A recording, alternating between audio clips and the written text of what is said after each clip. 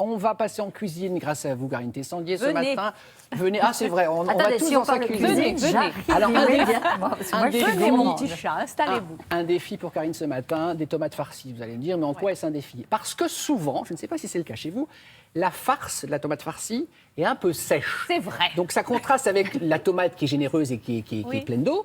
Enfin, normalement, pas trop, mais en tout cas, Oui. qui est assez liquide. Et on s'étouffe un peu. Vous Oui. avez une solution. Oui, écoutez, ma farce n'est pas du tout étouffante. Ah. Elle est ô combien savoureuse. On va l'améliorer un petit peu, évidemment. Je vais vous donner une astuce, justement, aussi pour que les tomates ne rendent pas trop d'eau. Parce Ouais. que c'est quand même un peu le problème. Voilà, c'est le problème. Il n'y a plus de problème, il n'y a que des solutions. Regardez cette petite recette de tomates farcies qui enchantera votre week-end. Pour la réaliser, il vous faut bien sûr des tomates à farcir. Vous allez évider l'intérieur de la tomate, vous allez couper le chapeau. Vous choisissez des tomates, vraiment des grosses tomates que vous ayez la place de mettre de la farce. Et là, vous voyez, je mets un petit peu de sel dans le fond de ma tomate et je vais la retourner une bonne demi-heure, le temps d'avancer un peu dans ma recette au moins, pour qu'elle rende un maximum d'eau. C'était l'astuce du jour. Ensuite, on va commencer la farce. Alors, vous allez ciseler les oignons, le persil et les oignons, on va les faire revenir avec un petit peu de matière grasse dans une poêle. On ne va pas les mettre à cru, on prend soin quand même de les faire revenir, un petit peu de sel, un petit peu de poivre et on va les débarrasser, les laisser sur le côté dans un saladier dans lequel on va faire notre mélange pour la farce.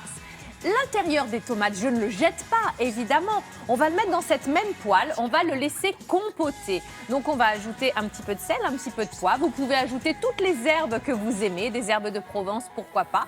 Et vous allez laisser l'eau s'évaporer. On garde vraiment que la pulpe, vraiment compotée de tomates. Il y a un petit D'accord. côté sucré qui peut ressortir. Et vous allez le mettre dans le saladier. Alors, dans ce saladier, je vous ai mis du jambon parce que j'avais envie de vous faire penser qu'avec l'été qui arrive, si on veut des tomates farcies moins grasses, on n'utilise pas la chair à saucisse là. Parce que toute c'est vrai que faite. c'est très gras. Ouais, Genre ça, c'est c'est gras. pas toujours Alors très vous bon. me mettez un steak haché et du jambon et ça fera l'affaire pour Ah, votre farce. bonne astuce. Voilà, et vous allez mettre ensuite un jaune d'œuf ou un œuf entier pour lier l'ensemble. Bien sûr, le persil, vous pouvez mettre tout, du basilic, de l'ail, rajouter des échalotes, de la mozzarella, pourquoi pas. Certains mettent même de la chapelure pour absorber l'humidité. Mais là, honnêtement, je ne trouve pas qu'il y ait besoin.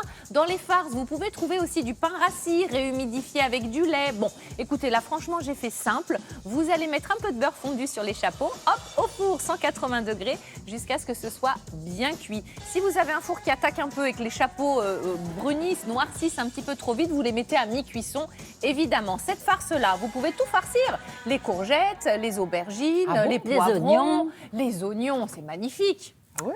Oui, dites-nous Estelle, une petite cuisinière, hein? Non, mais je vous écoute tous les jours. Oui, c'est vrai, je sais, vous êtes fidèle à mes petites recettes.